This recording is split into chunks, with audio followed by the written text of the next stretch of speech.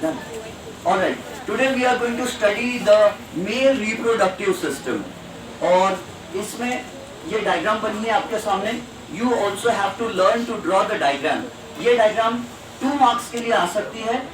The diagram of the sperm is not given in our textbook, but Navneet digest में ये diagram आपको मिलेगी. और एग्जाम में 2 मार्क्स के लिए स्पर्म का भी डायग्राम पूछा जा सकता है. तो we must study both the things. Let us now start. देखो सबसे पहले human male contains 2 egg like structures called the testes. सिंगुलर TESTIS होता है और प्लूरल अनेक वचन TESTES होता है. यहाँ सेकंड वाला I और E का डिफरेंस है. So this is the testis. इसके अंदर नेट लाइक स्ट्रक्चर, इसके अंदर बहुत सारे ट्यूब्स होते हैं. बारीक बारीक बहुत सारे ट्यूब्स होते हैं, पाइप्स होते हैं, एकदम बारीक ट्यूब्यूल्स. और उसको कहते हैं rete testis. RETE rete testis. बारीक पाइप्स का एक स्ट्रक्चर होता है. And it contain these seminiferous tubules. उसके बारे में हमारी बुक में ज्यादा नहीं दिया है. तो इसमें बारीक ट्यूब्यूल्स होते हैं. और जब हमने मियोसिस पढ़ा था तब हमने पढ़े थे कि टेस्टिस के अंदर मियोसिस जो स्पर्मेटोजेनिक सेल्स होते हैं, कुछ एक सेल होता है, एक सेल में मियोसिस होकर कितने स्पर्म्स बनते हैं? Does anybody remember? 4. Very good. एक स्पर्मेटोसाइट से यहाँ के टेस्टिस के एक सेल से 4 स्पर्म्स बनते हैं. और यहाँ पर लगातार स्पर्म्स बनते रहते हैं. टेस्टिस में स्पर्म्स बनने का काम चालू होता है after a boy becomes mature. और मेल्स में एज ऑफ मैच्योरिटी ज्यादा होती है age compare to girls. Girl की मैच्योरिटी की एज अपनी बुक में दिया है 10 years to 17 years.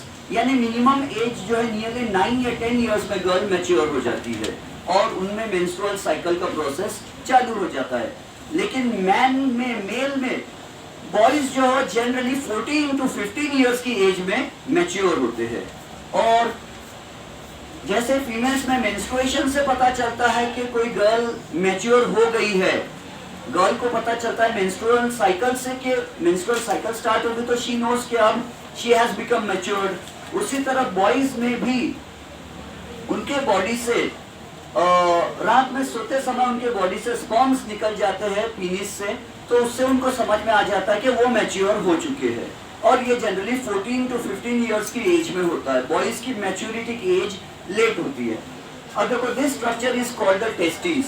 इसको टेस्टिस कहते हैं और इसमें स्पर्म्स बनते हैं. और स्पर्म्स बनने के लिए एक particular temperature nearly 35 degree Celsius temperature होना चाहिए. तो ये टेस्टिस जो है they are located inside a pouch made up of skin and this pouch is called the scrotum.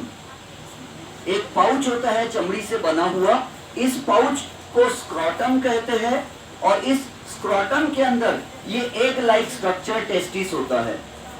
ठीक है, एक पाउच का नाम स्क्रोटम, स्क्रोटम के अंदर एग लाइक स्ट्रक्चर और इस एग लाइक स्ट्रक्चर को कहते हैं टेस्टिस. और टेस्टिस के अंदर बनते हैं स्पर्म्स. और टेस्टिस मेल की बॉडी के बाहर रहते हैं, एब्डोमिनल कैविटी, पेट वाले एरिया से नीचे रहते, बाहर रहते. जब किसी चाइल्ड का जन्म होने का रहता है बॉय का, तो वो चेस्ट वाले एरिया में रहते हैं ये टेस्टिस, ऊपर चेस्ट वाले एरिया में. फिर जैसे जैसे वो अपने मम्मी की बॉडी में धीरे धीरे चाइल्ड बड़ा होता है, वो धीरे धीरे नीचे आके फिर जब जन्म होने के जस्ट कुछ समय पहले ये टेस्टिस बाहर आ जाते बॉडी से, ताकि उनको टेम्परेचर मेंटेन करना पड़े. तो ये स्किन लाइक स्ट्रक्चर के अंदर में टेस्टिस है. टेस्टिस के अंदर स्पर्म्स बनते. और स्पर्म्स बनने के बाद क्या होगा? तो जब स्पर्म्स बन जाएंगे तो ये देखो कॉइल किया हुआ एक पाइप है, ऐसा कॉइल किया हुआ बहुत लपेटा हुआ पाइप है. ये पाइप बहुत लंबा होता है और इस लंबे पाइप को कम जगह में समाना है, इसलिए ये कॉइल्ड होता है, ट्विस्टेड होता है ये pipe. And this pipe is called the epididymis. इस पाइप का नाम है एपिडाइडिमिस. ये छोटा सा पाइप यहाँ पे जो बहुत कॉइल किया, फोल्ड किया है. जब स्पर्म्स बन जाते तो ये पाइप में आके कुछ समय वेट करते हैं. इस पाइप में इधर में भी वही होगा जो ये टेस्टिस में हो रहा, इधर के टेस्टिस में भी वही होगा. तो हम एक साइड वाले में पढ़ेंगे तो हमको समझ जाएगा. तो ये पाइप एपिडाइडिमिस में क्या होता है, स्पर्म्स आके रुके रहते हैं and they become mature. Spawns यहाँ आके मैच्योर होते हैं और मैच्योर होने का मतलब है उनमें जो डेवलपमेंट है वो पूरा हो जाएगा। और फिर जब स्पॉन्स मैच्योर हो गए और फिर अगर कोई बॉय मैन सेक्सुअल एक्टिविटी करता है तो उसके पीनिस में से ये स्पॉन्स निकलेंगे। तो उसके लिए क्या होगा, this structure is this muscular fibrous structure is called the penis. मैंने कल की क्लास में आपको समझाया था कि जो चीज मसल से बनी होती है, मांस से बनी होती है, उसमें दो स्पेशलिटीज होती है। एक कि वो स्ट्रॉन्ग होता है, जैसे यूट्रस पढ़े थे हमने, स्ट्रॉन्ग होता है, चाइल्ड को पुश करता है और धक्का देके बॉडी चाइल्ड को जन्म दे देता है, पुश कर देता है। तो मसल से बनी हुई चीज पहली बात स्ट्रॉन्ग होती है और दूसरी बात उसमें इलास्टिसिटी होती है। मसल सेल्स में एक्टिन एंड मायोसिन प्रोटीन्स होते हैं। चैप्टर नंबर 2 में आया है actin protein and myosin protein. These are contractile proteins. ये प्रोटीन्स, तो मसल्स का काम क्या होता है, कॉन्ट्रैक्ट हो जाना और रिलैक्स हो जाना। जब मसल्स कॉन्ट्रैक्ट हो जाते तो वो टाइट हो जाते, कड़क हो जाते हैं, हाथ के ऐसे मसल्स वगैरह, और जब रिलैक्स हो जाते तो सॉफ्ट हो जाते हैं।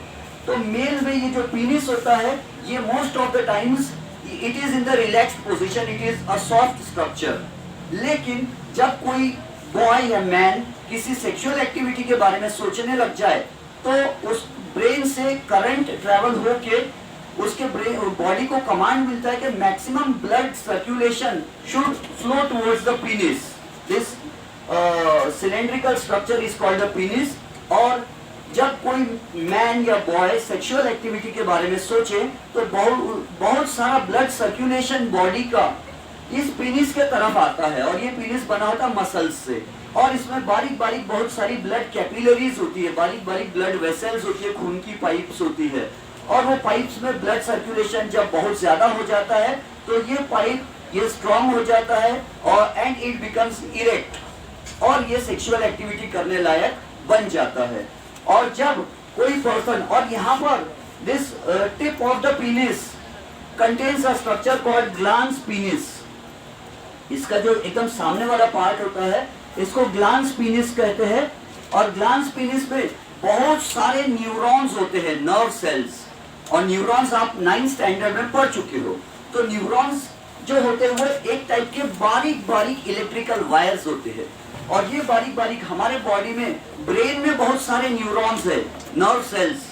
और रिप्रोडक्टिव ऑर्गन्स में फीमेल में वजाइना में और मेल में पीनिस के टिप पर बहुत सारे न्यूरॉन्स होते हैं, इलेक्ट्रिकल वायर्स होते हैं जिसमें बहुत ज्यादा करंट बनता है, बहुत ज्यादा सेंसिटिविटी होती है। तो ये यहाँ सेंसिटिविटी होती है। तो जब कोई पर्सन सेक्सुअल एक्टिविटी करे तो यहाँ इलेक्ट्रिक करंट बहुत ज्यादा ट्रेवल होता है, सेंसिटिविटी बहुत ज्यादा होने के कारण यहाँ फीलिंग्स आती है। उसके कारण फिर क्या होता है, after a particular time male के सेक्सुअल एक्टिविटी करते करते पीनिस से स्पर्म्स रिलीज होते हैं। यहाँ से sperms come out and they go into the female reproductive system, they go into the female vagina और फिर वहां से वो कल जो हमने फीमेल रिप्रोडक्टिव सिस्टम में पढ़ा था, ये स्पर्म्स फिर फीमेल के यूट्रस के अंदर जाते हैं और फैलोपियन ट्यूब के किनारे पे जाके ओवम से ऊ साइड से एग से मिलते हैं और जाइगोट बनता है। तो ये स्पर्म्स यहाँ जो बने कहाँ, वो टेस्टिस में। The sperms are formed in the testis and they get matured by remaining for some time in the epididymis. एपिडाइडिमिस के पाइप में वो वहाँ वेट करते हैं और वेट करते करते वहाँ मैच्योर होते हैं और जब सेक्सुअल एक्टिविटी परफॉर्म की जाती है तो फिर वो यहाँ से आगे बढ़ना का काम स्टार्ट करते हैं। स्पर्म्स इस पाइप से आगे बढ़ते हैं और यही जो पाइप है एपिडाइडिमिस कॉइल किया हुआ, जब ये आगे बढ़ता है तो ये पाइप, अब इसका नाम कहलाएगा वैस डिफरेंस। वैस डिफरेंस इधर भी है, वैस डिफरेंस वाला पाइप और इधर भी है।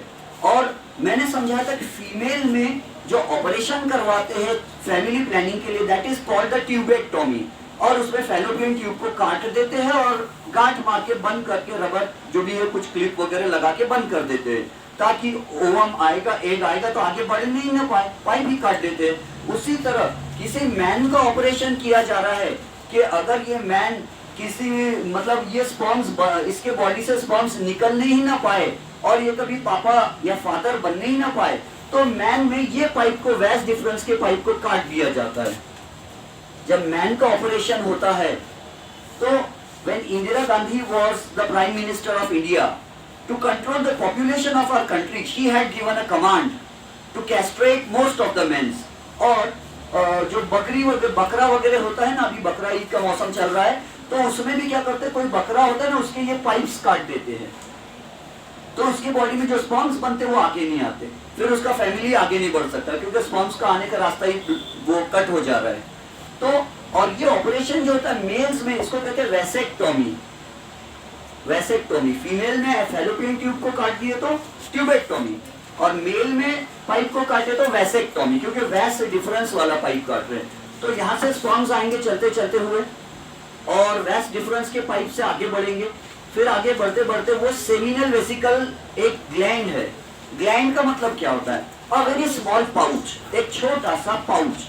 तो यहाँ पर एक और पाउच है, this very small pouch is called the seminal vesicle. Vesicle का मतलब भी होता है बैग, वेरी स्मॉल बैग, बहुत छोटी सी कोई बैग हो तो बायो की लैंग्वेज में उसे कहा जाता है वेसिकल। बहुत छोटी बैग को वेसिकल कहा जाता है, और सेमिनल नाम उसका इसलिए है क्योंकि उसमें से निकलता है semen, SEMEN, semen. Semen is a white coloured shampoo like liquid. Semen जो होता है ये व्हाइट कलर का शैम्पू जैसा लिक्विड होता है, जिसमें शुगर होती है न्यूट्रिएंट्स देने के लिए।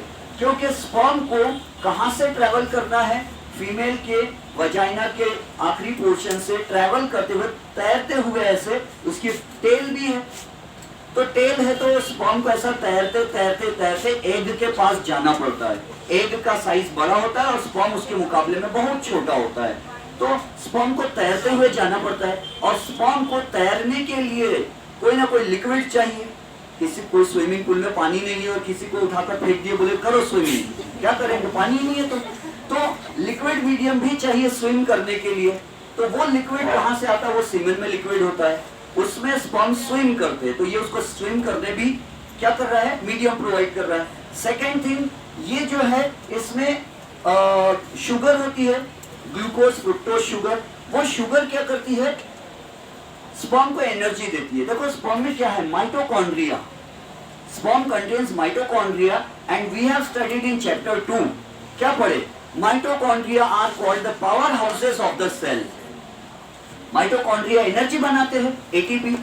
तो ये स्पर्म में क्या होंगी, एनर्जी बनेगी, और स्पर्म को बहुत सारी एनर्जी खर्च करना पड़ता है क्योंकि इसको बहुत लंबा डिस्टेंस ट्रेवल करके जाना है। स्पर्म खुद बहुत छोटा होता है। कितना छोटा है, अपनी बुक में दिया है कि स्पर्म जो होता है वो 60 माइक्रोमीटर्स होता है। और माइक्रो का मतलब क्या होता, 10 लाख, 10 लाख। माइक्रो इसका उल्टा है, मैंने मेगा बताया, मेगा का ऑपोजिट माइक्रो होता है। माइक्रो का मतलब होता है 10⁻⁻6 मीटर, और 10⁻⁻6 यानी 0.1234561, यानी 1 मीटर की स्केल है किसी के पास, 1 मीटर लंबी स्केल है, और किसी स्टूडेंट ने 1 मीटर स्केल के 10 लाख इक्वल टुकड़े कर दिया, 10 लाख और इक्वल टुकड़े कर दिया, तो उसमें से जो एक टुकड़ा रहेगा बहुत छोटा, उसको बोलते हैं 1 माइक्रोमीटर। समझो, 1 मीटर स्केल, 1 मीटर स्केल के 10 लाख इक्वल टुकड़े कर दिए, तो जो एक टुकड़ा रहेगा ना उसमें से हर एक छोटा छोटा, उसको बोलते हैं 1 माइक्रोमीटर। तो स्पर्म का साइज क्या है, 60 माइक्रोमीटर्स नियरली। तो स्पर्म बहुत छोटा होता है और उसमें माइटोकॉन्ड्रिया है। तो वो क्या करता है, सीमेन में जो उसको न्यूट्रिएंट्स मिल रहे हैं, पोषक तत्व, शुगर मिल रही है, वो शुगर यूज करके माइटोकॉन्ड्रिया में एनर्जी बनाता है। और एनर्जी बनने से क्या होता है, तो स्पर्म अपनी फ्लैजेलम, अपनी टेल को ऐसा ऐसा करके आगे बढ़ता है और एग के पास जाने की कोशिश करता है। यहां तक समझ गए। तो ये स्पर्म सेमिनल वेसिकल तक आ गया। स्पर्म सेमिनल वेसिकल से उसको क्या मिला, तो उसको मिला सीमेन मिला। ठीक है, सीमेन के बारे में अपने बुक में कुछ खास नहीं दिया है। फिर सीमेन मिलने के बाद ये देखो, ये रास्ता है उसका, यहां से आया, और ये जो ऊपर ब्लू कलर का जो पाइप है, इट इज द यूरेटर। ये यूरेटर है, ये यूरिनरी ब्लैडर में यूरिन ला रहा है। हमारे किडनीज में जो यूरिन, किडनीज जो है ना, ये ऊपर साइड में होती है और पीछे होती है, ऐसा एकदम नीचे नहीं होती है, ऊपर होती है थोड़ी, वर्टिब्रल कॉलम के दोनों साइड और पीछे साइड होती है। तो वहां से यूरिन बन के ये दोनों ब्लू पाइप्स में से यूरेटर्स में से आती है और यूरिनरी ब्लैडर में जमा होती है। तो ये ब्लू वाले पाइप्स यूरेटर्स है। रिमेंबर कल जो पढ़े थे मस्क्यूलर बैग इन फीमेल जहां चाइल्ड बनता वो यूटेरस था और ये यूरेटर है, कंफ्यूज मत होना। तो यूरेटर का यहाँ तो ऐसे कोई काम नहीं है। यूरेटर में से यूरिन आएंगी, यूरिनरी ब्लैडर में जमा रहती है। फिर क्या होगा, तो अब ये यहाँ से यूरेटर का जो पाइप है उसके ऊपर से ट्विस्ट होके आया, उसके ऊपर से घूम के आया। कौन सा पाइप, ये वेस्ट डिफरेंस, और वेस्ट डिफरेंस यहाँ आया तो यहाँ उसको एक वेसिकल मिला जिसको सेमिनल वेसिकल कहते हैं। सेमिनल वेसिकल ने क्या दिया, सीमेन दिया, और सीमेन मिलने से स्पर्म्स अब सीमेन में तैरने लग गए। तैरते तैरते वो यहाँ आ गए। अब ये कॉमन पाइप हो गए।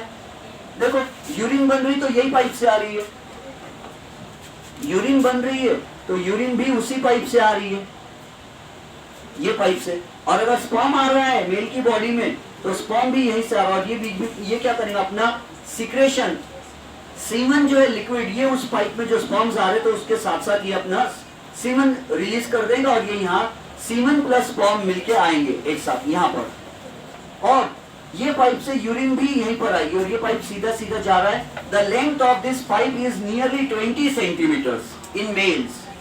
ये जो पाइप है ना, ये ब्लू वाला पाइप लंबा यहाँ से यहाँ तक, ये लगभग 20 सेंटीमीटर्स का होता है इन मेल्स। और ये वाला यूरिनरी ब्लैडर से जो पाइप आ रहा है, ये ब्लू वाला पाइप, ये फीमेल में सिर्फ 4 सेंटीमीटर्स का होता है नियरली। ये जो यूरिनरी ब्लैडर से जो पाइप आ रहा है ना, ये पाइप मेल में आगे आगे आते आते 20 सेंटीमीटर्स होता है और फीमेल में ओनली 4 सेंटीमीटर्स। यही रीजन है कि अगर फीमेल को कहीं जाना हो तो they can't wait for a longer time, और मेल को अगर कहीं जाना हो तो वो ज्यादा देर वेट कर सकते हैं क्योंकि ये पाइप का लेंथ ज्यादा होता है। अब उसके बाद तो ये पाइप में से स्पर्म्स आएंगे, ये ब्लू कलर के एरो से मैं डिनोट कर रहा हूँ, इधर से आएंगे। और जब स्पर्म्स इधर से आ रहे तो ये कंटिन्यू होते होते होते इधर से male reproductive organ called the penis, ये पीनिस के पास आएंगे और वहां से ये यूरेथ्रा है। ये जो बीच में पाइप आ रहा है, मैं रेड कलर यूज कर लेता हूँ कॉन्ट्रास्ट के लिए। तो स्पर्म्स कहां से आए, सेमिनल वेसिकल के पास के पाइप से होते हुए ये यहाँ पर आए, फिर इस पाइप में आगे बढ़े, फिर और आगे। ये एरो का डायरेक्शन देखो। और ये जो पाइप है ना अंदर, ये साइड में क्या है, ये पीनिस है जो चारों तरफ से सर्कमफरेंस से सिलेंडर बना रहा है। और उस सिलेंडर के अंदर एक बारीक सा सिलेंड्रिकल पाइप होता है अंदर। वो बारीक सा जो सिलेंड्रिकल पाइप है, that pipe is called the urethra. It is also called genito urinary duct in male, या यूरिनोजेनिटरी भी बोलते हैं, उल्टा भी बोलते हैं। जेनिटो यानी इसमें जेनेटिक इंफॉर्मेशन कैरी करने वाले स्पर्म्स भी आते हैं, और यूरिनरी, यही पाइप से यूरिन भी आती है। In females there are 2 different pipes. Sperms के जाने के लिए अलग पाइप होता है और यूरिन के लिए अलग पाइप होता है। फीमेल्स में 2 अलग पाइप्स होते हैं, यूरिन के लिए अलग पाइप होता है और स्पर्म्स वगैरह जाने के लिए रिप्रोडक्शन वाला पाइप जो जेनिटरी डक्ट, जो डक्ट यानी पाइप, तो जेनिटल्स का जो पाइप होता है वो अलग होता है, यूरिन का पाइप अलग। लेकिन मेल में एक ही पाइप दोनों काम करता है। स्पर्म्स भी उसी यूरेथ्रा वाले पाइप में से निकलते और यूरिन भी उसी वाले पाइप में से निकलती है। अब क्या होगा, लेकिन एक साथ दोनों नहीं रिलीज होते हैं, उनमें हमेशा टाइम डिफरेंस जनरली होता है। अगर एक साथ रिलीज होने लग जाए तो फिर वो कोई डिजीज कहलाती है। अब सुनो, तो ये यहाँ तक हो गया, टेस्टिस, उसमें स्पर्म्स बने, एपिडाइडिस में मैच्योर हुए, मैच्योर होके यहाँ से ऊपर आए, वैस डिफरेंस में से आए, सेमिनल वेसिकल से क्या मिला, सीमेन मिला, लिक्विड मिला, न्यूट्रिएंट्स मिले, वो लेकर के इधर आए। अब यहाँ पर है काउपर्स ग्लैंड और it is also called bulbo urethral gland. Bulbo इसलिए क्योंकि ये बल्ब्स की तरह दिख रहा है। पुराने जमाने में फिलामेंट बल्ब्स आते थे, लाइट तार वाले, तो बल्बो। और यूरेथ्रल वर्ड क्यों आया, क्योंकि ये बीच का जो पाइप है ये वाला जिसमें से स्पर्म या यूरिन आती है, ये पाइप बीच में जो बारीक पाइप है छोटा, it is called the urethra. तो बल्बो यूरेथ्रल, यूरेथ्रा पर दोनों तरफ बल्ब लगा हुआ पाइप, ये बल्बो यूरेथ्रल ग्लैंड भी बोलते हैं और काउपर्स ग्लैंड भी बोलते हैं, बिकॉज डॉक्टर काउपर ने ये पता किया था। तो बल्बो यूरेथ्रल ग्लैंड, ये ग्लैंड है और ग्लैंड से कुछ ना कुछ रिलीज होता है। अगर एंडोक्राइन ग्लैंड है तो हार्मोन रिलीज करता है, एक्सोक्राइन ग्लैंड है तो कोई ना कोई लिक्विड रिलीज करता है। तो ये काउपर्स ग्लैंड का काम है कि जब कोई मैन सेक्सुअल एक्टिविटी के बारे में सोचता है ज्यादा, तो यहाँ से एक स्टिकी लिक्विड अपने आप ही सेक्सुअल एक्टिविटी करने के पहले ही यहाँ से एक स्टिकी लिक्विड निकलने लगता है ताकि वो ल्यूब्रिकेंट का काम कर सके सेक्सुअल एक्टिविटी के लिए। तो एक ऑयली लिक्विड यहाँ जमा रहता है, वो ऑयली लिक्विड सेक्सुअल एक्टिविटी के थोड़ा पहले या उस समय रिलीज होता है। काउपर्स ग्लैंड का फंक्शन ये है, it provides an oily lubricant to perform sexual activity in an easy manner. और सेमिनल वेसिकल से सीमन आ रहा है, और ये स्पर्म है, स्पर्म में न्यूक्लियस है, और न्यूक्लियस के अंदर फिर इसके अंदर क्या होगा, क्या इसमें क्रोमोसोम्स होंगे? यस, हम पढ़ चुके न्यूक्लियस में क्रोमोसोम्स होंगे। कितने होंगे? 23। Very good. अब इसमें 23 में से क्या हो सकता? 22 प्लस एक्स भी हो सकता और 22 प्लस वाई। अगर इसमें 22 प्लस एक्स है और ये फीमेल के एग से जाके मिल जाता है तो डॉटर चाइल्ड का जन्म होगा, बेटी का जन्म होगा। और अगर इसमें 22 प्लस वाई है तो क्या होगा? बेटा का जन्म होगा, मतलब बॉय चाइल्ड का जन्म होगा, मेल चाइल्ड का जन्म होगा। अंडरस्टूड? तो ये इसमें न्यूक्लियस में होते हैं क्रोमोसोम्स, और ये स्पर्म हमेशा हैप्लॉइड होता है। हैप्लॉइड यानी it contains half the number of chromosomes. n number of chromosomes होते हैं, स्मॉल n। ये सब अपन पढ़ चुके हैं। स्पर्म में ये हेड ऑफ द स्पर्म, ये एक्रोसोम है। एक्रोसोम का काम होता है कि जैसे ही स्पर्म जाके एग से भिड़ता है, टकराता है, तो एक्रोसोम जो है it contains a certain chemical, और वो केमिकल क्या करता है, एग का जो कवच होता है बाहर का, उस एग के कवच को केमिकल्स लगा लगा के उसमें होल कर देता, और अंदर जाके फीमेल का जो ओवम है, एग, उसके अंदर जो न्यूक्लियस है जिसमें 22 प्लस एक्स है, उसके न्यूक्लियस से इसके न्यूक्लियस को जाके मिला देता। तो फीमेल के पास है 22 प्लस एक्स, और ये मेल है, तो ये अगर 22 प्लस एक्स देगा तो डॉटर, 22 प्लस वाई देगा तो सन। तो ये न्यूक्लियस और वो न्यूक्लियस दोनों मिल जाना चाहिए। इसलिए एक्रोसोम क्या करता, ओवम को फोड़ के उसके अंदर होल करके आगे जाने का रास्ता बनाता है। फ्लैजेलम का काम क्या है, टेल का? इसका काम है तैरने में, स्विमिंग में मदद करना, है ना। ऐसा फ्लैजेलम आपने यूग्लिना में भी देखे, चैप्टर 2 में। एंड ये माइटोकॉन्ड्रिया है जो एनर्जी बनाने का काम करते हैं स्पर्म को। अब मैं बुक से पढ़कर आपको सुनाता हूँ जो अपनी बुक में दिया है, ताकि हमारा जो पढ़ने वाला टॉपिक है वो कवर हो जाए। और सरप्राइजिंग फैक्ट्स दिए हैं पेज 29 पर, पहले वो सुना देता हूँ। Length of each epididymis is about 6 metres. ये जो कॉइल के हुआ पाइप है ना, ये कितना लंबा है? 6 मीटर, 6 मीटर, यानी लगभग ये वाले बोर्ड से उधर के दीवार तक इतना लंबा पाइप। अपनी स्मॉल इंटेस्टाइन भी क्या होती है, 5 मीटर्स टू 6 मीटर्स लंबी होती है, लेकिन इतने से पेट में समा जाती है। कैसे? उसको भी फोल्ड करके रखा है। जिसने अपने को बनाया वो बहुत बड़ा कारागिर है।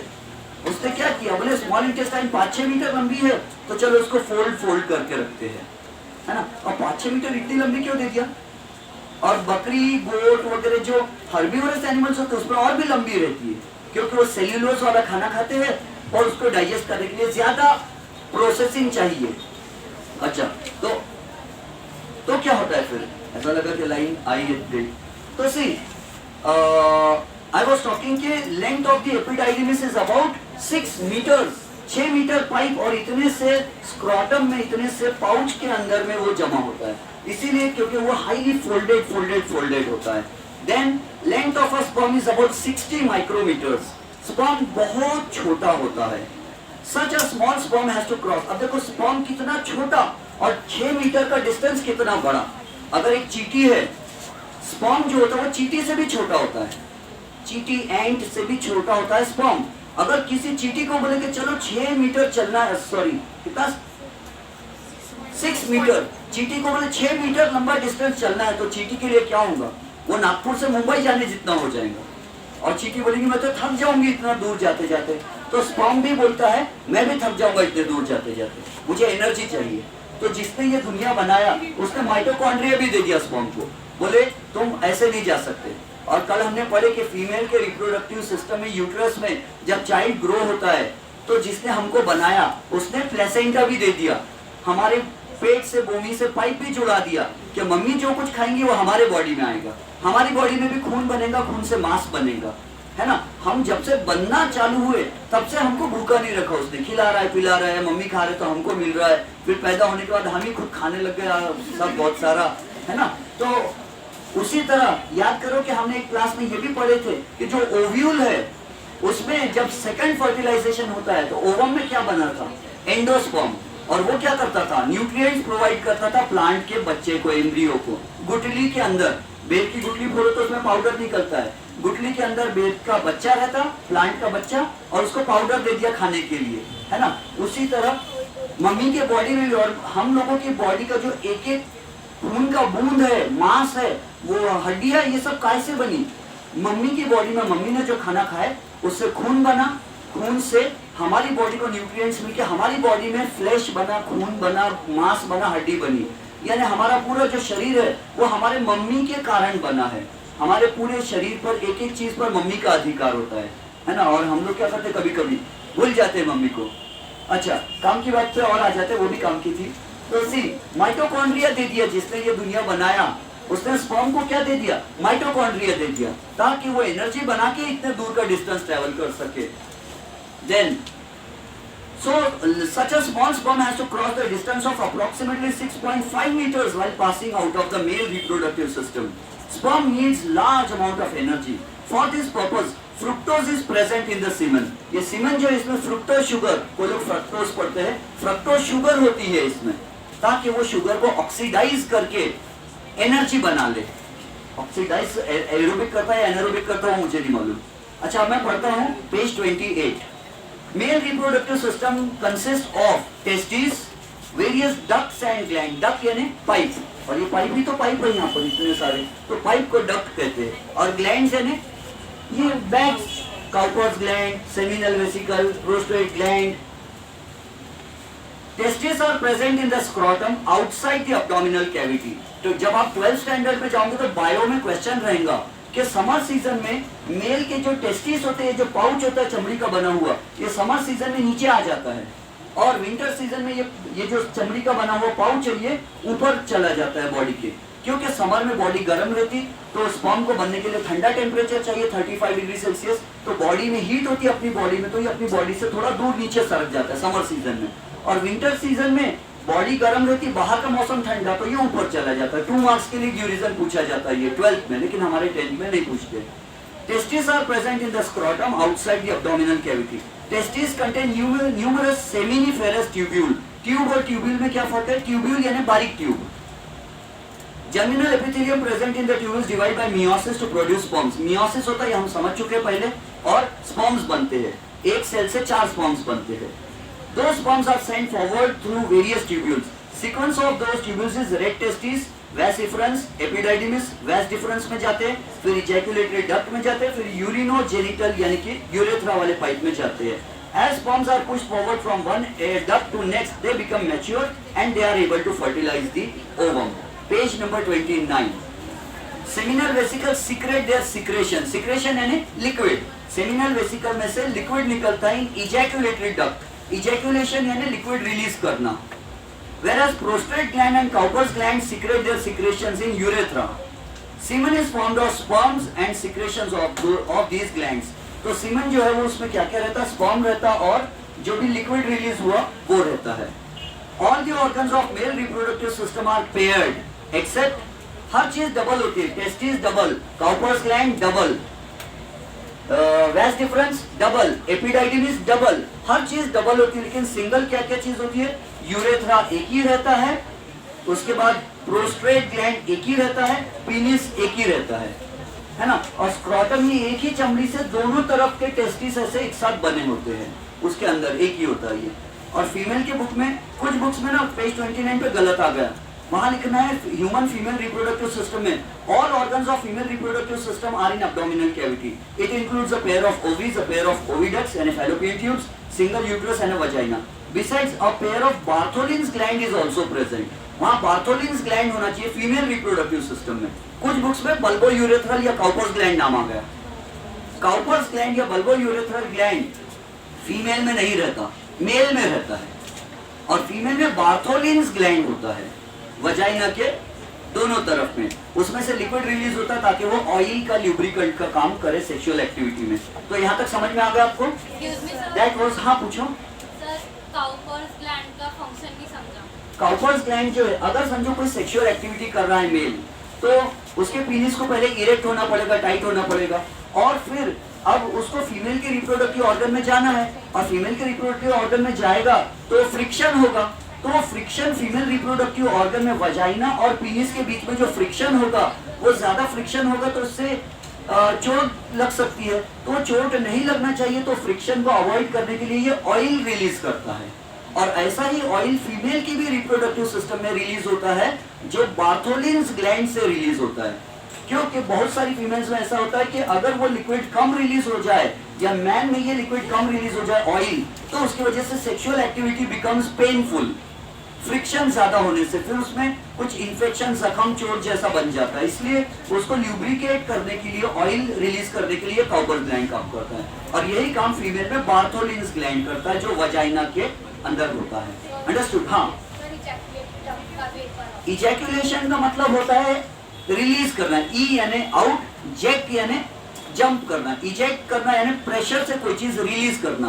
तो इजैक्यूलेटरी डक्ट यानी यहाँ ये पाइप में से इजैक्यूलेशन, सीमेन का इजैक्यूलेशन होता है। मेल की बॉडी में जब मेल सेक्सुअल एक्टिविटी करता है तो जो स्पर्म्स निकलते हैं वो हमेशा प्रेशर से निकलते हैं। तो इजैक्यूलेटरी डक्ट, डक्ट यानी पाइप, वो पाइप जिसमें से स्पर्म्स प्रेशर से फेंके जाते हैं तो उसको कहते हैं। और प्रेशर से क्यों फेंके जाते हैं? ताकि वो फीमेल के वजाइना से जाकर के कहां तक पहुंचना है, उनको फैलोपियन ट्यूब की किनारी तक पहुंचना है, इसीलिए वो प्रेशर से रिलीज होते हैं। और उनके पास स्विमिंग के लिए टेल भी होती है, यानी जिसने हमको बनाया एक एक चीज सोच समझ के बनाया। और दुनिया में सेकंड नंबर पॉपुलेशन किसकी है? एथिस्ट। दुनिया में सबसे ज्यादा क्रिश्चियन लोग हैं। सेकंड नंबर वो लोग हैं जो किसी भी गॉड, खुदा, भगवान किसी को ही नहीं मानते। थर्ड नंबर मुस्लिम पॉपुलेशन आती है।